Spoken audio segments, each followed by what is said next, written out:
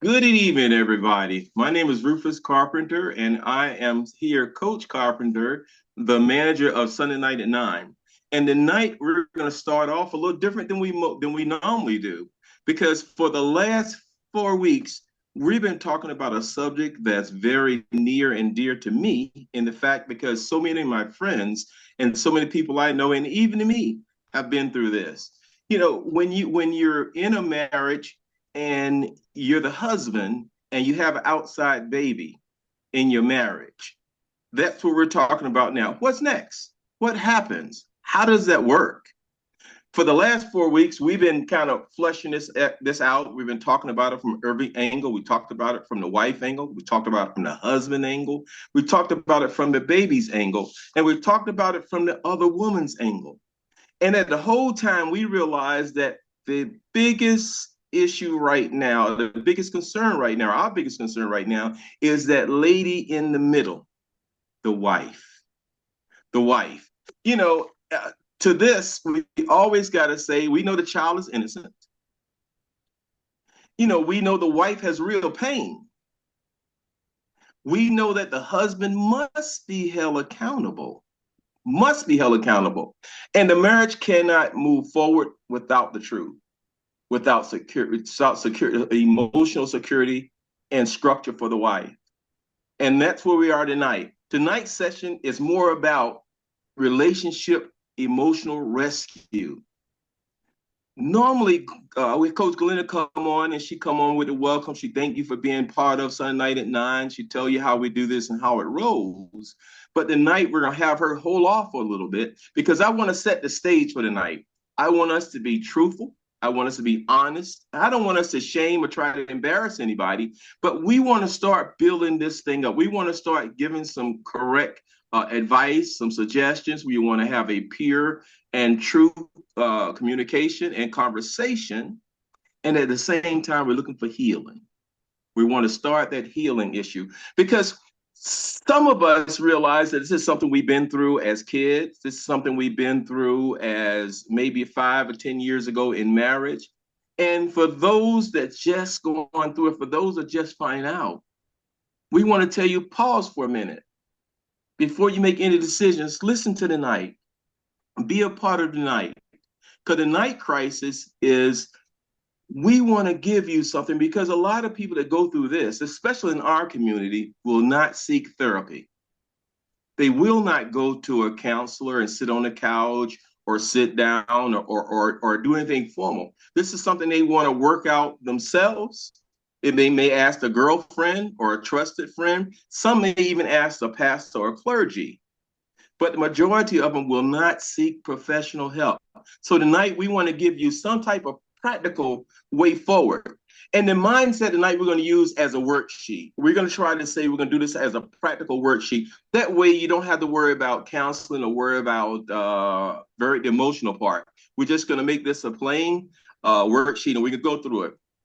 We're going to first start with, we're going to try immediate emotional stability or stabilization. That's how we're going to start. Because a lot of people that have been through this, the first thing set in is panic, then rage, then shame, then humiliation, then numbness, and then sometimes spiritual confusion.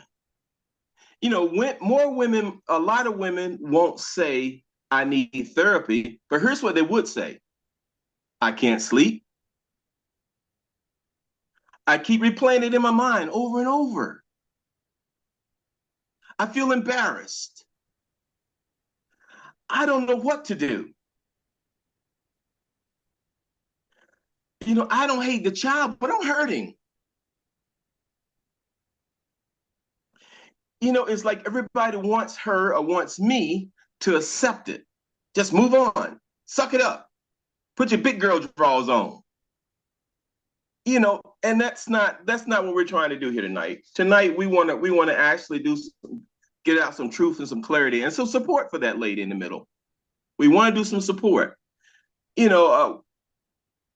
Before the wife decides to stay, leave, go, or whatever she decides, even forgive or to rebuild, First, is she need clarity.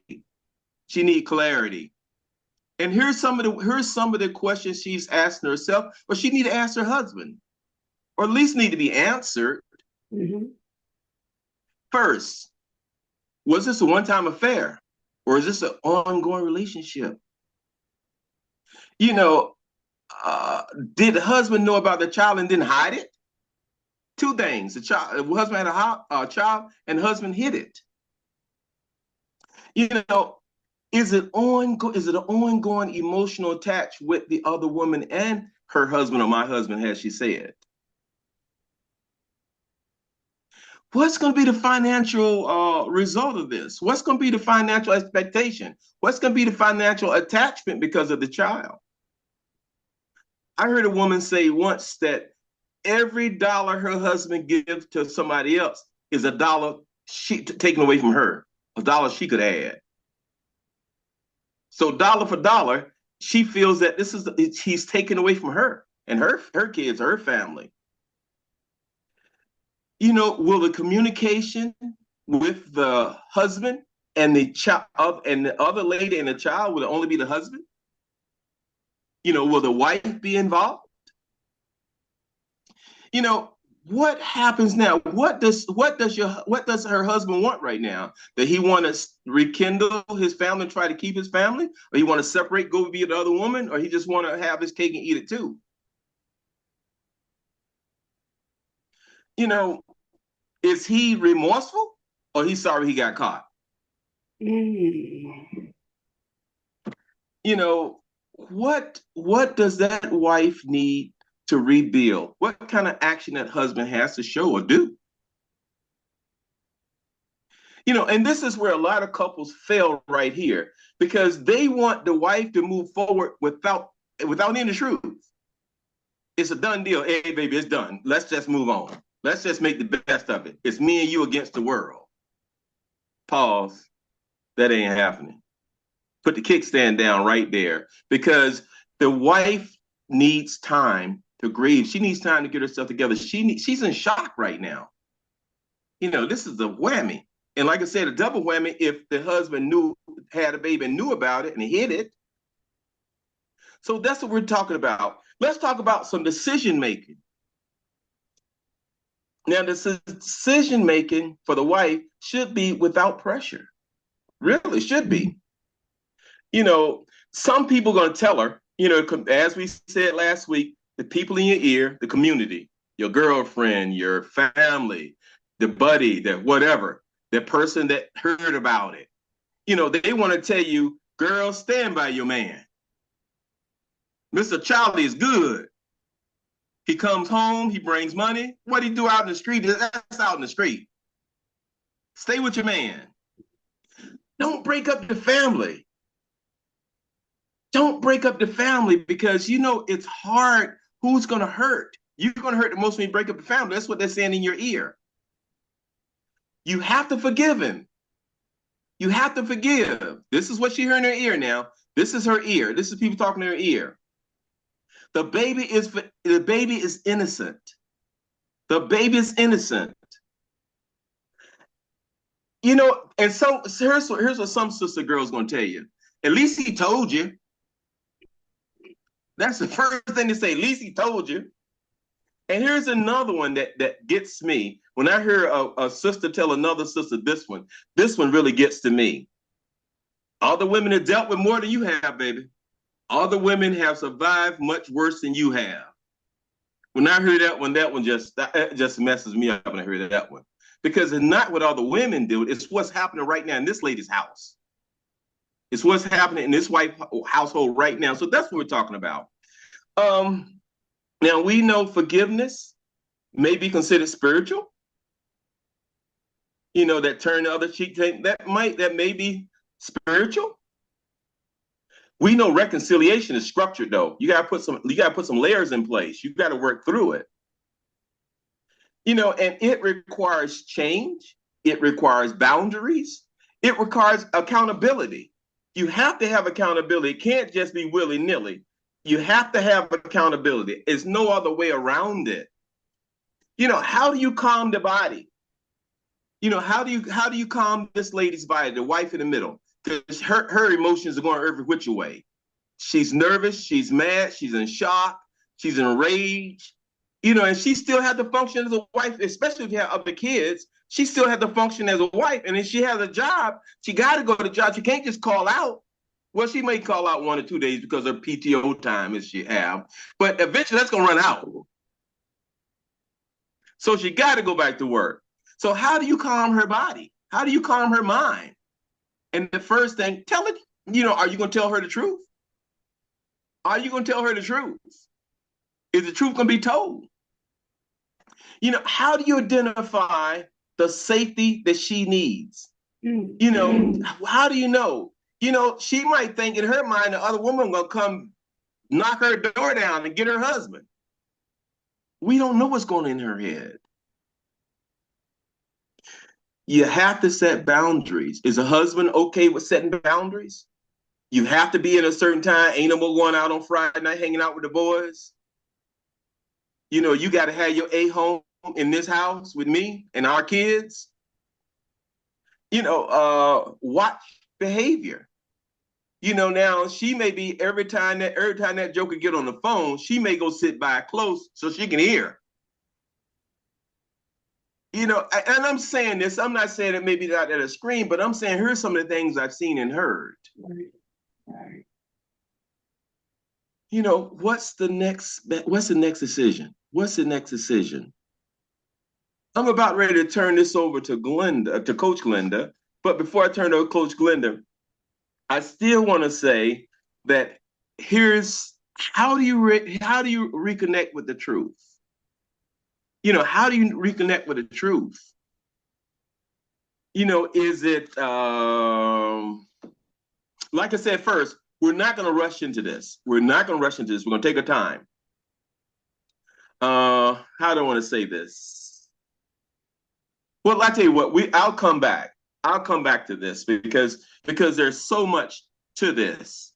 The pathway back for this, this lady to come to some senses or to work through this or to bring this family together or decide if she want to go or stay. She decide what's going to be her role in this triangle. Is she going to take the lead? She going to sit in the back seat? Or what happens?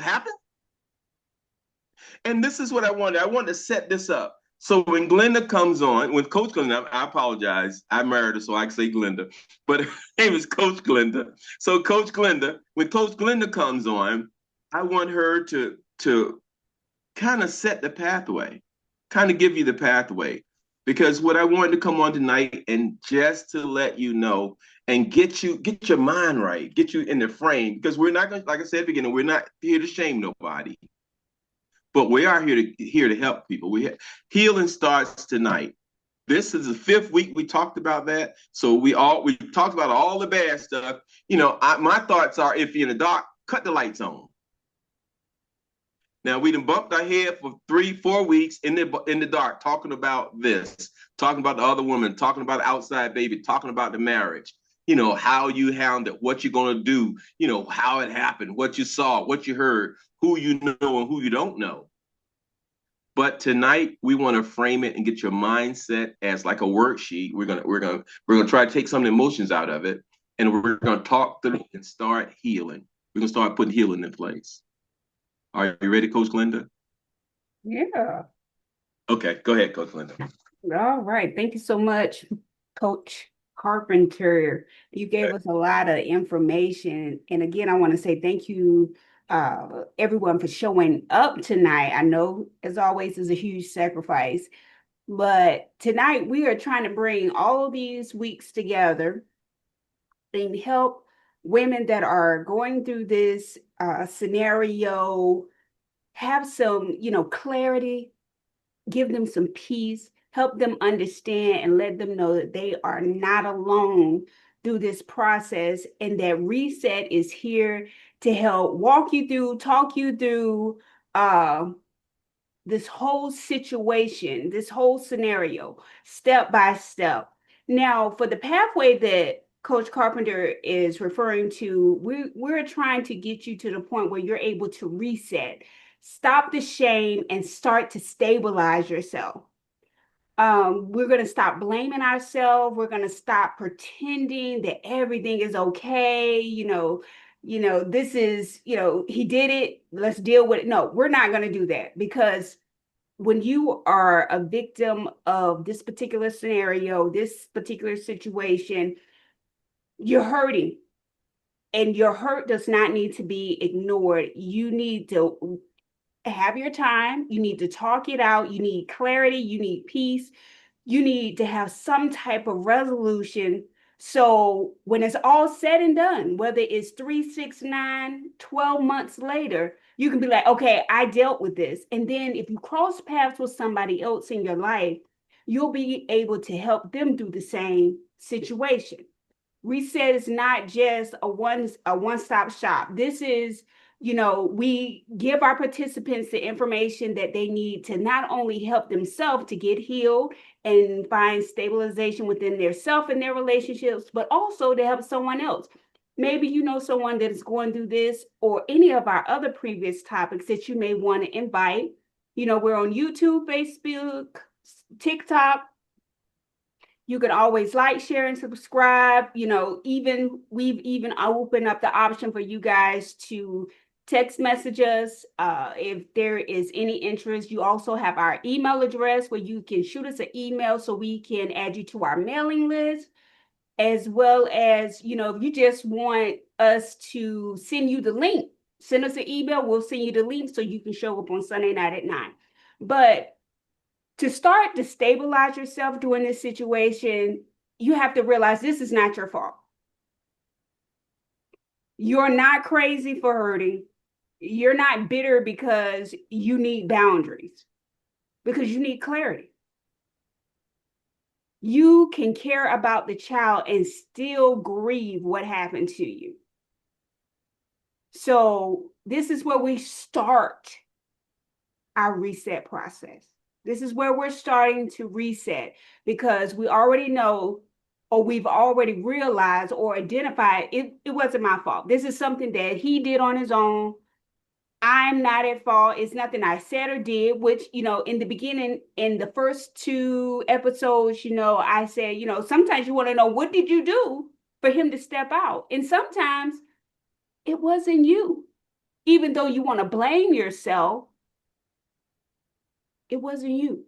That's a grown man. These are 2 grown adults. They made their decision on their own, not thinking about the consequences that would happen afterwards. And you're starting to realize that you're not crazy anymore. Remember, we've been going through this series for 4 weeks now. Now we're trying to bring some closure and some healing into this. You're not crazy for hurting. Your feelings are valid. I want to reiterate that. Don't ignore the fact that, I'm in shock. I can't believe he did this. I'm hurting. Yes, all of that is true. You're not crazy for feeling that way, because you're human. You're human just like he is. You are not bitter because you need boundaries. No, you're not trying to cause, any unnecessary confrontations. And really, you're not really trying to, what do you want to call it? You're not trying to, be territorial, but you need to put boundaries in place so this won't happen again. So you're not bitter for that. And you can care about the child. You can still have feelings. You can have a blended family. You can have a bonus child and still grieve what's happening, because, like we said, the child is innocent throughout the whole process. So you don't want to have any bitterness or any hate towards the child, because the child, came out of this affair as an innocent bystander. So you don't want to have any hurt or any harsh feelings towards them. So I just want to kick off and start off with how we're going to start to reset, because we don't want to feel shame. We don't want to feel embarrassed. We're starting to stabilize our feelings and start, okay, we're trying to reel it all in. Okay, I've had my time. I'm starting to get my piece together. This is what I need to do from this point on. So the tools that we're going to use to start this reset process is, just take a few moments with me right now. We're going to breathe in. I'm safe in this moment. And we're going to breathe out. I release the shame. We're going to do this a few times. We're going to breathe in again. I can face the truth. We're going to breathe out. I don't have to rush. Now we're going to breathe in again. I am still worthy. And you are still worthy. You are valuable. And we're going to breathe out. I choose wisdom over panic. Okay. You want that knowledge, that wisdom, that understanding for this situation that you are going through and that you have to carry for the rest of your life. That bonus child is not going anywhere. We can't sweep this under the rug. Again, we're going to breathe in. I am worthy because you are. Your feelings are valid.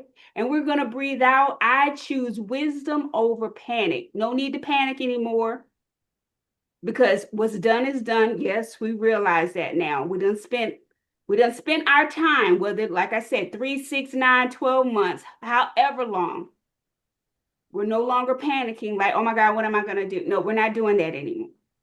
All right. So if you are a journaler, if you journal every night, once a week, once a month, you try to, sometimes I know for myself, I journal on a regular basis because sometimes if I write things out, it helps me get clarity and it makes me feel like I'm not going crazy. Am I going cuckoo? No, I'm not going cuckoo. So I write things out and try to find answers or try to think. You know how people say, I'm thinking out loud? When I write, that's how I think out loud. I write everything out and I look for revelation or I reread what I wrote to try to get a better understanding, to try to piece things together. So if you're a journaler like myself, right about now in this particular situation, I will want to know, what do I know? When I think about this situation and I'm journaling, what do I know? I know the truth has changed for me. The truth has changed between me and my husband because something happened between him and I. And I may or may not know what was the deal breaker for him to step outside our marriage. But the truth has changed because he's no longer committed, or he was no longer committed to me. Then the next question I would write myself in my journal is, what do I not know yet? I would ask myself that, write it out and try to think outside the box, or, try to see what revelation is going to come to me in regards to what don't I know already, whether trust can really be rebuilt. And you have to ask yourself, can the love you have for your spouse, and because he has cheated on you, you just recently found out that there's another child outside the marriage, can trust really be rebuilt? You're asking yourself that. And you may or may not know. Today is like, maybe not. I don't know. Some women say, it doesn't even matter. I don't even want to know if it can be rebuilt. I'm out. But tonight, like we've always said on previous episodes, we don't tell anybody to separate, leave. We always encourage people to get help, whether it's a close friend, a relative, somebody in your church, or whether it's just coaching. And, Reset is always there. Like I said, we always offer our email address. You can shoot us an email. You can text us. You can always chime in on our social media pages to reach out for additional help or just to help throughout your situation. We're always available. And then another question you would ask yourself in your journal, or I would ask myself while I'm journaling, what am I afraid of? What are you afraid of right now? Being hurt again, making the wrong decision. You have to brace yourself for what's to come. You never know what tomorrow will bring. You can only actually deal with today. I know how I feel today, but I don't know what's going to happen tomorrow. And right about now, today, what I am afraid of is being hurt again, because I don't know if this is going to be another, if it's going to ever happen again. Is he going to cheat on me again? Or if there are any other children I don't know about? And I would also ask myself, what do I need before I make a decision? You asking all yourself these questions and you really don't, you're like, you have all these answers and they're generic answers, but they're good answers. But what do I need before I make a decision? Because you don't want to make a decision out of haste and out of anger, because then you just made a decision in the moment. You really didn't give yourself time to prepare. You didn't even process everything, because you got to think about it. If you really love your husband, you really love your spouse, is this child that was born outside your marriage, is he or she a deal breaker for you? There's some women and they're like, I'm hurt, I can deal with it, but I still love and I want my husband. But then there's other women like, man, you gotta go. I don't even care if this is your first time offense, your one time. I don't care.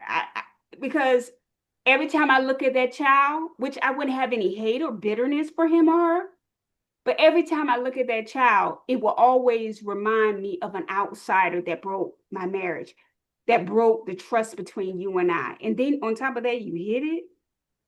It's a constant reminder. So what I would need before I would make a decision in this particular situation, I would need more clarity from my spouse. And I would definitely need consistency for me to have a peace of mind. He would really have to come hard and strong with clarity and consistency before I can really say if I really wanted to leave or if I wanted to stay. Now, you always know you don't, like I said, we don't want to make a hasty decision, and you don't want to make a decision out of anger. Please at least give yourself, we want to say 72 hours, but you may need more. I don't want to say there's a timeline for making a decision, because there are issues and situations and scenarios where you're in crunch time. You have to make a decision quick, fast, in a hurry. But right about now, on this particular situation, you do not want to rush yourself to make a decision. You don't want to rush yourself.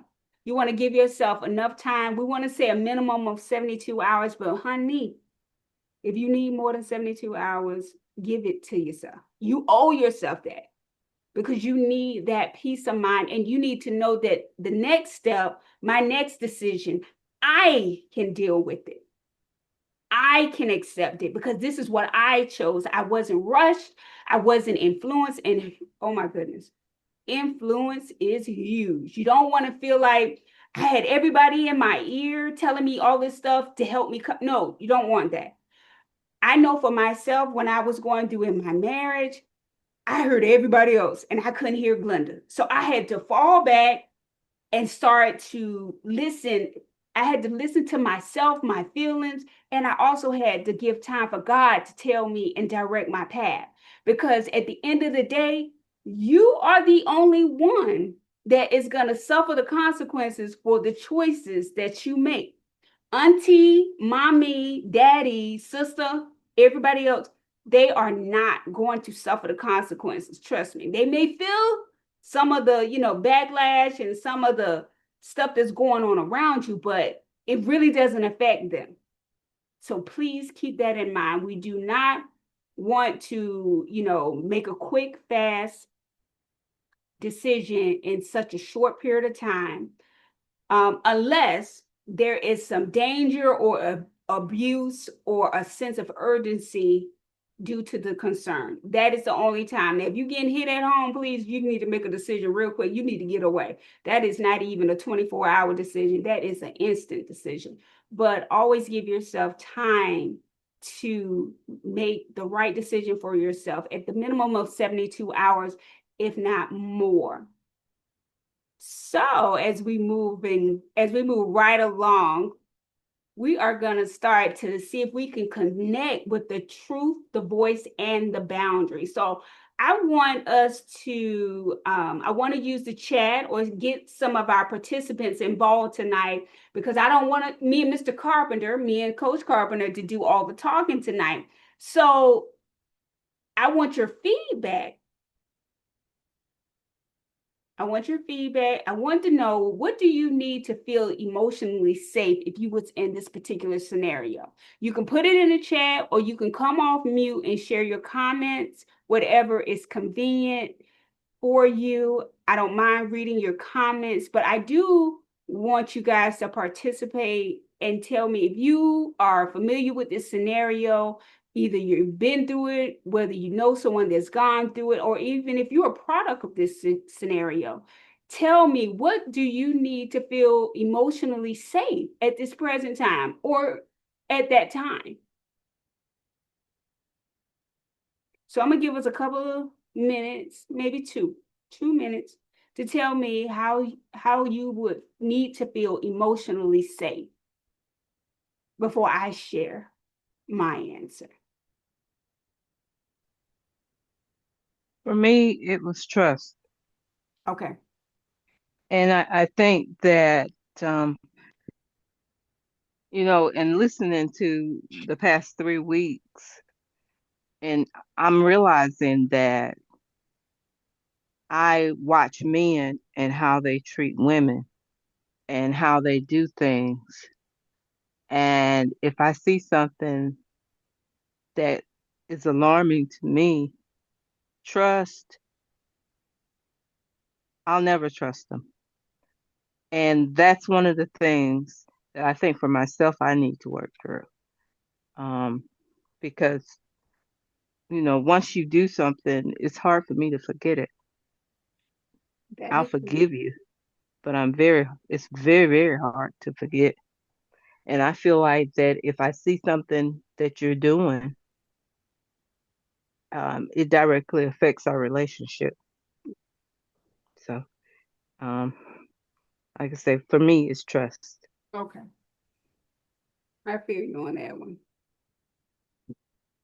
Coach Glenda, while you're waiting for the next person to come on, I need to share some news. Tonight, audience, we were going to go on Facebook Live. We were going to do Facebook and Zoom the same time. That's what I've been doing the whole time, trying to work that out. But Facebook won't let us come on live. Not yet. They say our account is too new. So they finally sent me an answer. So eventually we'll get on Facebook. We'll be able to do Facebook and Zoom Live. So that's what I was working on tonight, and that's why I got off quick to go do that. But it hasn't happened yet, but it will happen. All right, go. I'm sorry, Coach Glenda. Not a problem. Not a problem. Okay, thank you for the update, Coach Carpenter.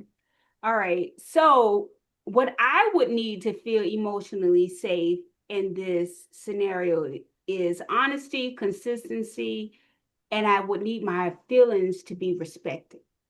So if I start to feel a little low, if if I'm a little distant, I need you to respect that because look what just took place. Look what's happening. I am still in my feelings. But for me to feel emotionally safe at this present time during this scenario, through my healing process, I need honesty and consistency. Did anyone else want to share?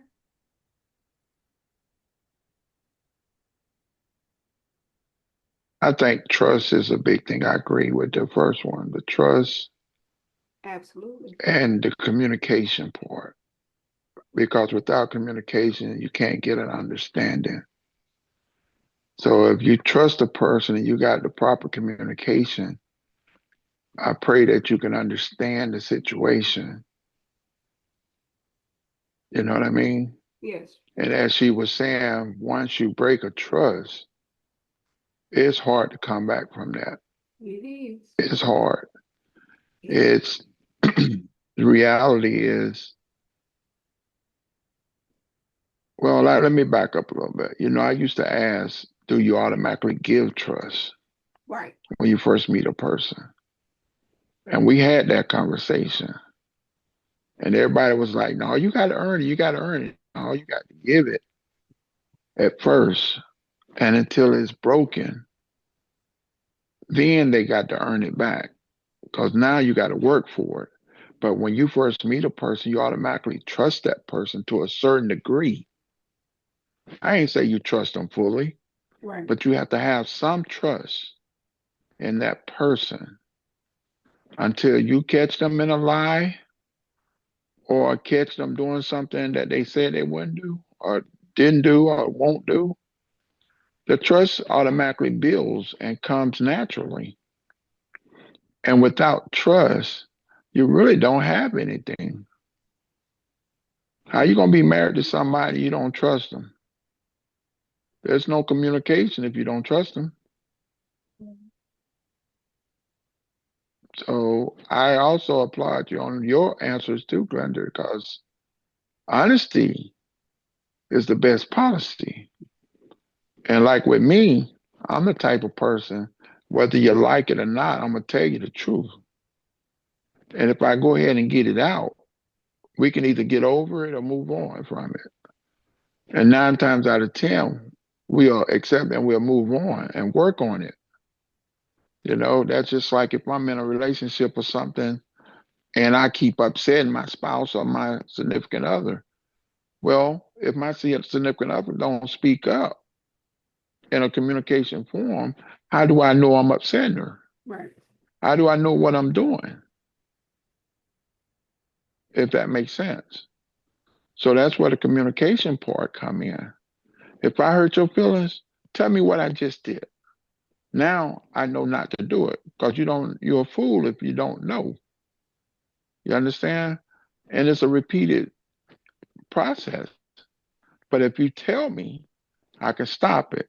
So I trust that we have that communication. So to me, my biggest thing is trust. Okay. Thank you so much, Mr. Keenum, for sharing. I really appreciate that. Did anyone else want to come off mute or put anything in the chat before we move on to the next question?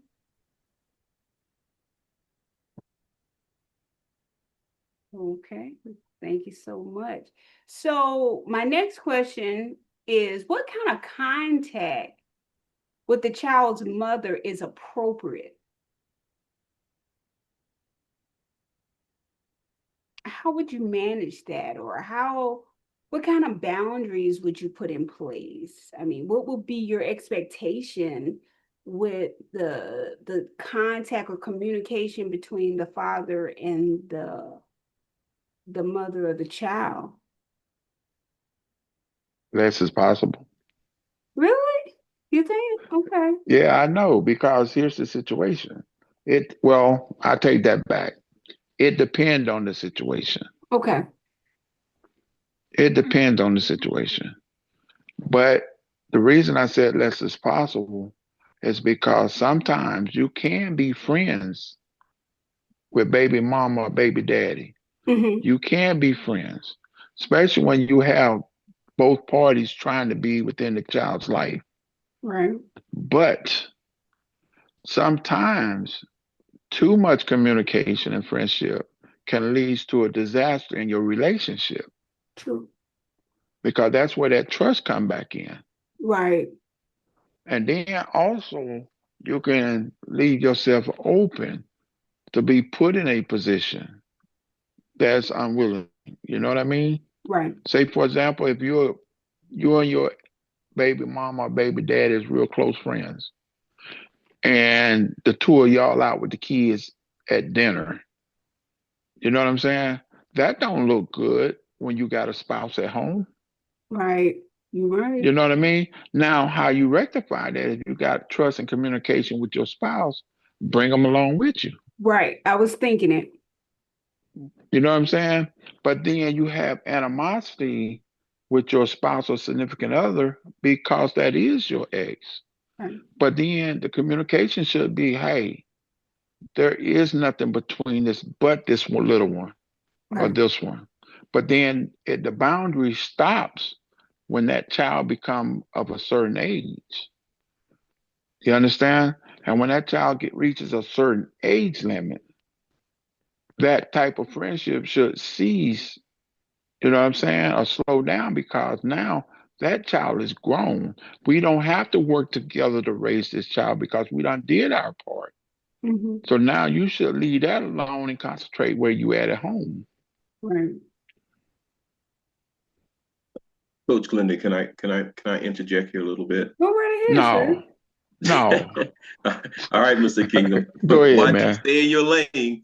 Go ahead, man. I'm just having fun with you. Okay. The question, the comment you asked was, what kind of contact with the child mother is appropriate?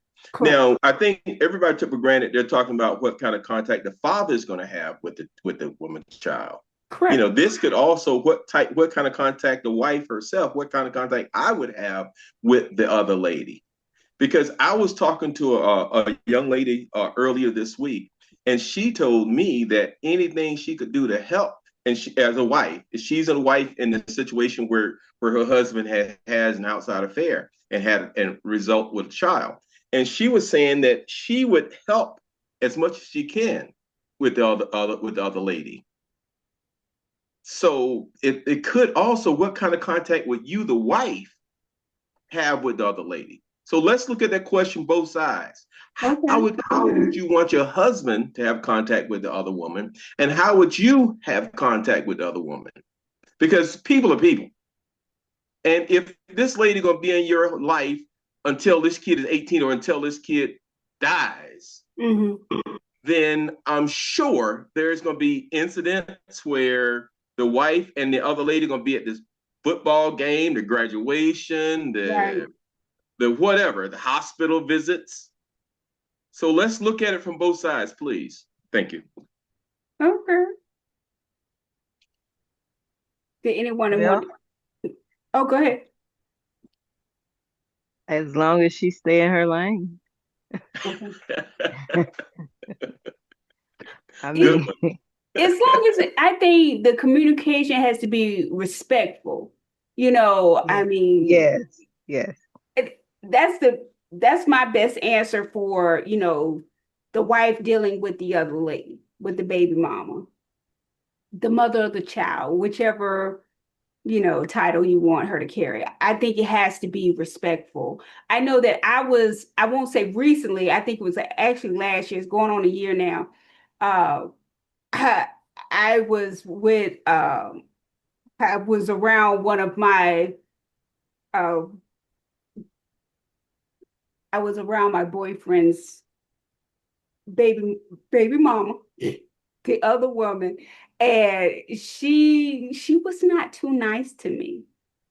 She was not too nice. She evil-eyed me. She didn't make me feel uncomfortable because I'm like, I didn't care, to be honest. I mean, you and him haven't been together in years, so why should I feel offended? But for her to have that much energy to mean mug me or, you know, make little sly comments or turn her nose up, I thought it was like really inappropriate. She showed me her maturity level, but you know, I still dealt with her in a very respectful manner, even though it wasn't reciprocated, but it's all good. You know, and I think that for both sides, whether it's, you know, the father dealing with the baby mama or the wife dealing with the baby, it has to be respectful at all time as well as necessary. You know, unless y'all build a relationship where, girl, let's go out shopping, let's go buy the kids some, you know, some clothes or something. Once you build a relationship, that's after the healing. Trust me, it is after the healing. If y'all build a relationship, oh, that's beautiful. That's wonderful. Hey, but sometimes that doesn't happen. It doesn't happen. I'm glad you brought that up, Coach Glenda, because that's what I was trying to say. Healing comes when you're able to build a relationship. Right. Because the relationship is not so much for you and the other woman. The relationship is for the child. Because think about it, if the child know there's animosity between the two ladies, then the child, when the child home with mom, with his or her mom, the child's okay. When the child go over there to the other house with daddy, the child feel like he in enemy territory. Yep. You know, so you have to realize what psychologically this is doing to your children. You know, it's not all, sometimes it's not all about the adults. It is. How do you protect this child's mental health? So I want to bring that. Oh, that's good. Thanks for sharing. I mean, all the comments are very valid and necessary because you never know who's listening. We often say that you never know who's listening and who can take this information and pass it along or apply it to their everyday life. You never know. So I do appreciate you for sharing, Coach Carpenter. But as I stated, the communication, regardless of who we're dealing with, it has to be respectful and necessary. And because the real focus is on the child. Because if the child sees that everybody is getting along, that helps the child feel as if, I have a, blended family, but everybody is happy. And it helps them have a healthy relationship and they don't get bogged down with, like Coach Carpenter said, when I'm not with my mom, I'm in enemy territory. You want everybody to be comfortable and happy because you got to think about it. Ain't nobody going anywhere. You ain't going nowhere.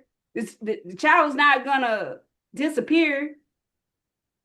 So we all have to be mature adults. But once again, I reiterate, this is after the healing process.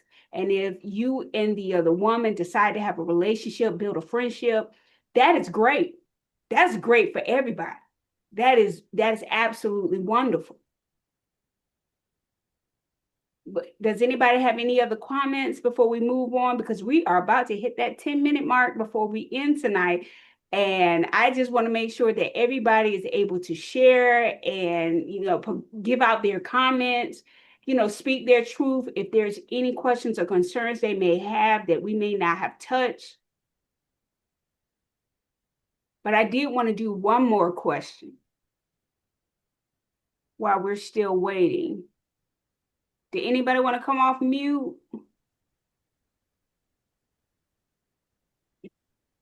I've had a lot of people that have talked to me over these last 4 weeks and share their thoughts. A lot of thoughts they didn't share on the live Zoom, but they shared with me off camera. And I want to thank the people for their testimony. And I want to thank the people for the frankness or the genuine care and concern for trying to get this out and get this handled. Some of the comments I went through that some ladies have told me that they would do anything in the world for their other child. And they said when the other child becomes an adult, if the other child ever come in and say, hey, look, I need help. So they would move heaven and earth to help that child who's not their child. But they said they would move heaven and earth to help that child. And they said, I was told that they're so grateful that they could have a relationship with the other child. And these are some of the things that told me. They even talked about the younger generation. We talked about how the younger generation would deal with this type of event, because I've had so many people talk to me about this, that this is bigger than we think. This now has become the way of life in our society. From the amount of people that have talked to me this week, this thing is huge. This thing is huge. This thing has touched, or it's touched by you being a part of it, or touched by you knowing someone that's been a part of it. So all of us has been touched. So that's why this is so important. And you only did a small part of this tonight, Coach Glenda, because healing is needed.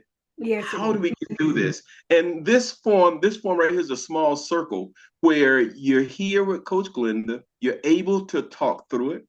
You're able to step back and watch other people share their truth, their testimony. And when you hear them share their testimony, sometimes you realize what I'm going through is not that bad. Right. There is a way forward. I can rekindle what I lost. I can do this.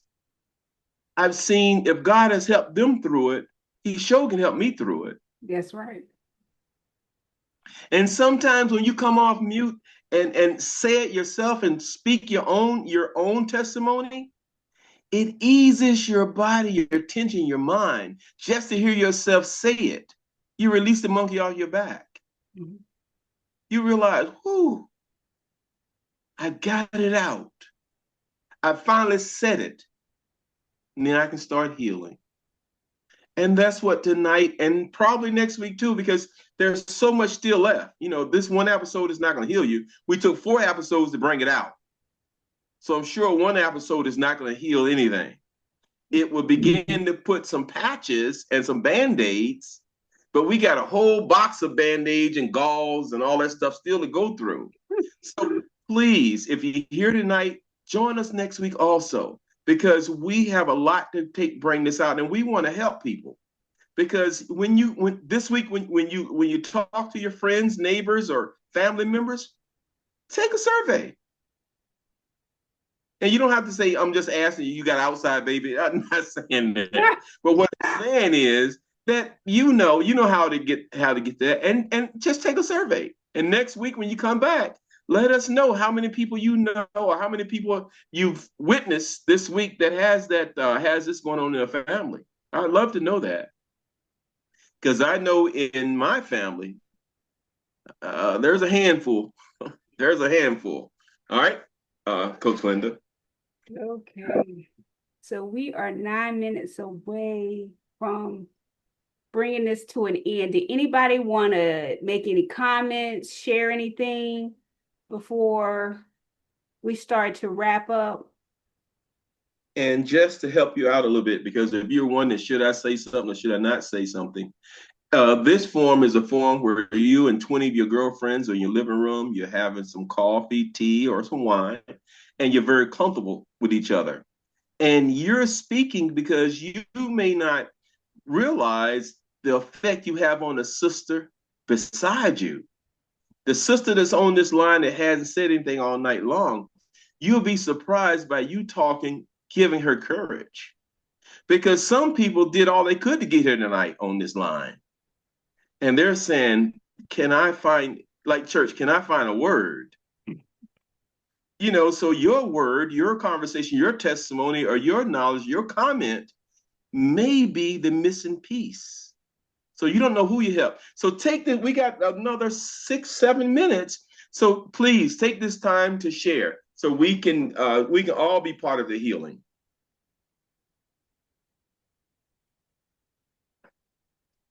Now, if you don't want to come off mute, you can always put something in the chat. We don't mind reading it. But we do want you to feel comfortable enough to share any of your comments, because this is not just for Coach Carpenter and myself. This is also for you guys, because we want everybody to be delivered and healed through reset. And realize there's no winners in this. Nobody gets out of this without pain. No, nobody. Nobody. So we all feeling something. Yes. Some people say their pain is embarrassment. Some people say their pain is actually, I don't know what to do. Indecisiveness, shock, grief. You know, when I went through it devastated me, because you don't realize how a simple act, something you think is simple, has so much consequence. You've changed a lot, the trajectory of a lot of people's lives. Well, I can't really express on the children out of wedlock from cheating and all that, but I can express the fact of what I'm going through with baby mama that I actually had. And that's crazy, because I'm trying like hell to be in mine's life, and it's a minimum with me dealing with the mama.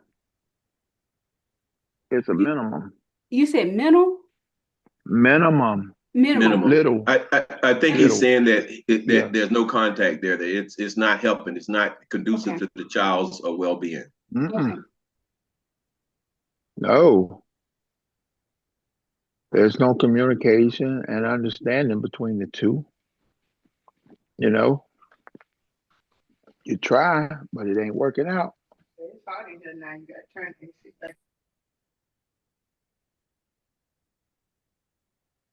We're going to hope that it gets better. We're going to pray that it gets better. How old is the child? I know it's a son, if I'm not mistaken, correct?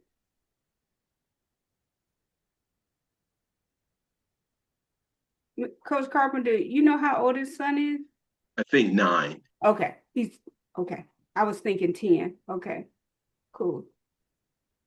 All right. Let's see. There's an interesting comment in the chat. Does the woman still have feelings for you? And that's why the communication is not available, not readily available.